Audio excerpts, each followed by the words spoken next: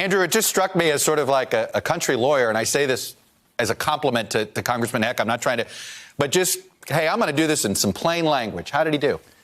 You know, I think he did pretty well. I tend to try and discount things that involve sort of style, although even though that matters. It matters, obviously, for voters in Congress. Sure. It matters for the actual voters in an election. It matters even if you're, doing a criminal trial, as I would do. But on substance, this is really not about the facts. The facts have been unbelievably clear. You had two more compelling witnesses today saying, yes, there was a quid pro quo. And by the way, everybody knew it. So this really is not about the facts. It's a question of, what are the voters, whether it's the voters in Congress or whether it's the voters in the election that's coming up, are going to care. I think that's really the issue. It's not sort of packaging. I'm having a quick flashback to the O.J. trial, frankly, where the facts were damning, but it didn't matter. And yet he was innocent, but everybody knew he was guilty. Are we about to head into a situation like that where he's going to get acquitted and yet everybody's going to know he's guilty? Well, just to take the Republican side of this is it is definitely true that the standard should be really high. In a criminal case, you have an actual standard, which is beyond a reasonable doubt. And here you are asking the Congress to remove a president. So it makes sense that you would want both the crime, so to speak, the high crime and misdemeanor to be serious, and you'd want the proof to be compelling. So I think the Republicans are right to demand that kind of proof.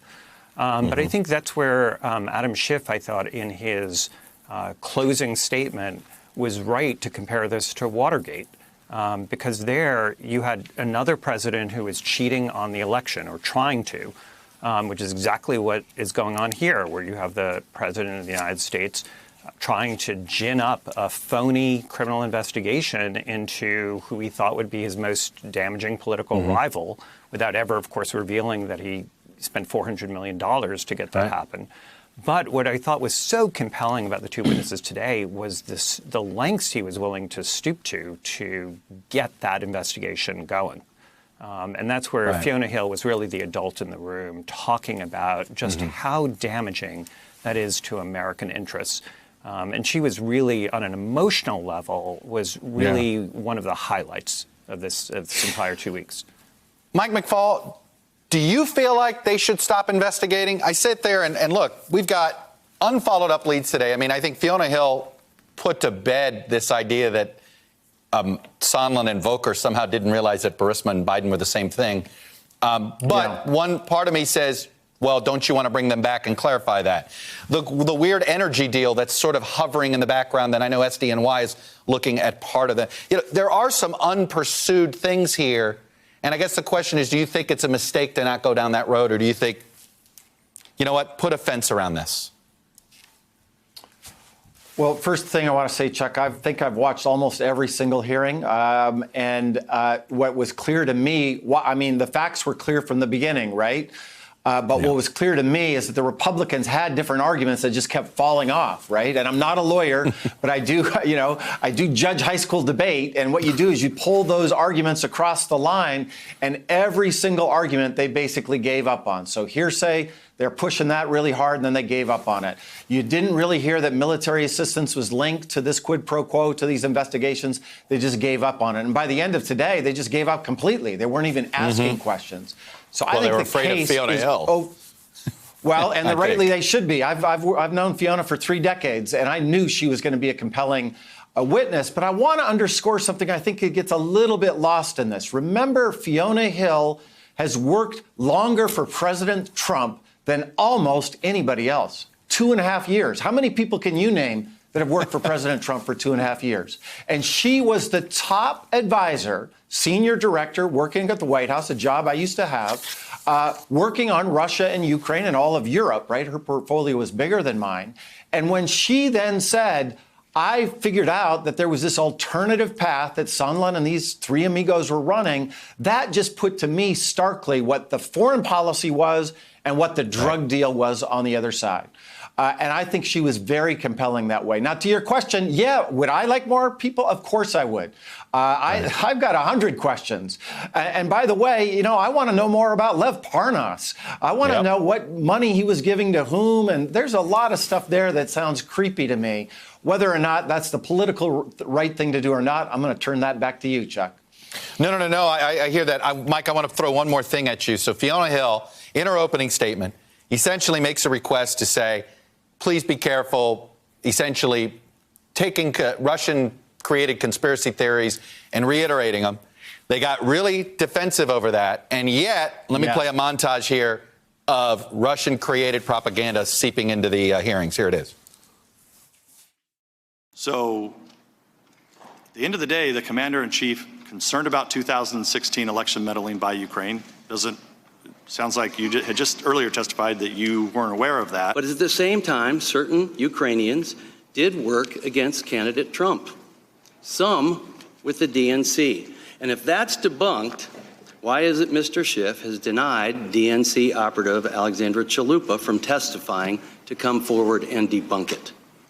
I ask America, was it good for the country for the DNC and the Clinton campaign to pay Christopher Steele to dig up fake dirt with other foreign service sources on their political rival? Devin Archer, former board member from Burisma. Alexandria Chalupa, former DNC official who admitted she provided anti-Trump information to the DNC and to Hillary Clinton. Nellie Orr from Fusion GPS, who helped to create the ridiculous Steele dossier.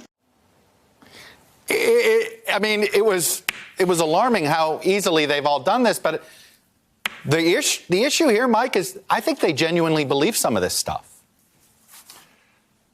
It was really disheartening for me to hear that. It was really heartening for me to hear Dr. Fiona Hill. I'm sorry, I shouldn't call her Fiona. I knew her before she was a doctor, by the way, I think, to try to dispel it. And by the way, Chuck, I just published a piece in the Washington Post this week warning Americans about how we cannot become complicit in running Putin propaganda into our debates about politics. And that's exactly what you just played there. It really scares me for 2022, by the way. She did something very clever, though, I thought. She said, look, I think there were some certain things that was bad judgment that the Ukrainian ambassador published that op-ed piece, for instance. But then she said, I want to remind you, dozens of countries did the same thing. And we didn't withdraw military assistance or pull out of NATO because the United Kingdom did that, because the BBC was running similar things.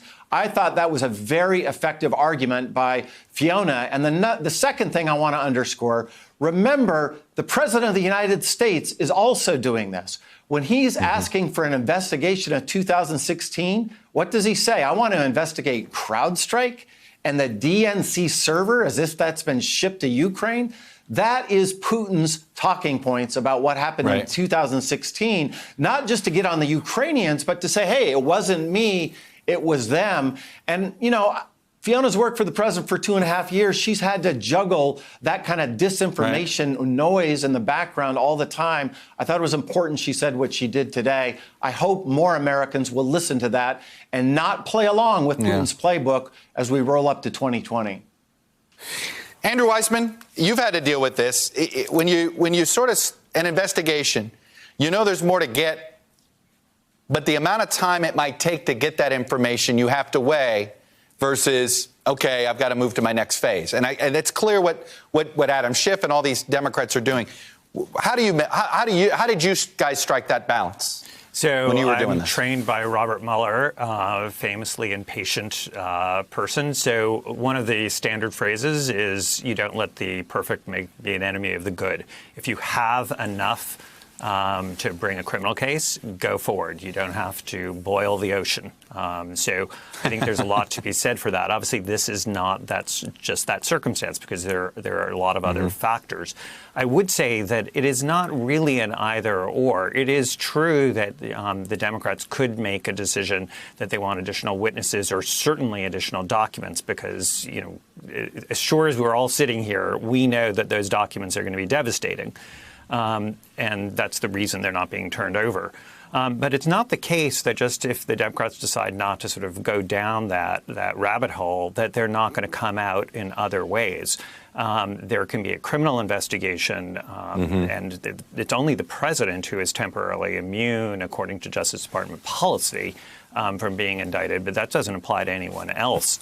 So those documents could be subpoenaed. They can obviously also be FOIA'd, meaning there's a civil process for getting those documents as well. So it's not the case that just if the Democrats decide not to go forward with getting more, that it won't eventually come out. And very quickly, I want to ask you this question. We know SDNY is investigating Parnas and Rudy and Fruman. If Adam Schiff or the Judiciary Committee wanted some access either to them as witnesses or anything, is that something Bill Barr would have to approve? Well, you know, the New York prosecutors are notoriously very independent, so that normally would not go to the level of the Attorney General or even the Deputy Attorney General. And that would be done at a much lower level. But that is a norm, and it's very hard to apply norms in the current environment we're in. But if this was any other time, I would say no, that would not be a typical process. But it wouldn't necessarily also be unheard of, given how public this proceeding is. All right. Ambassador Mike McFaul, Andrew Weissmann, thank you both for your expertise. Very helpful there. Sure. Hello, YouTubers. If you're watching this, it means you've checked out our channel, so thank you. Now do me a favor, subscribe by clicking on that button down there.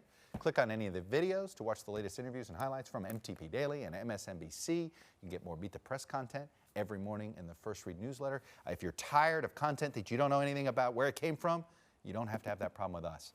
NBC News, MSNBC, MTP, and the Meet the Press mindset right here for you on YouTube. Subscribe now.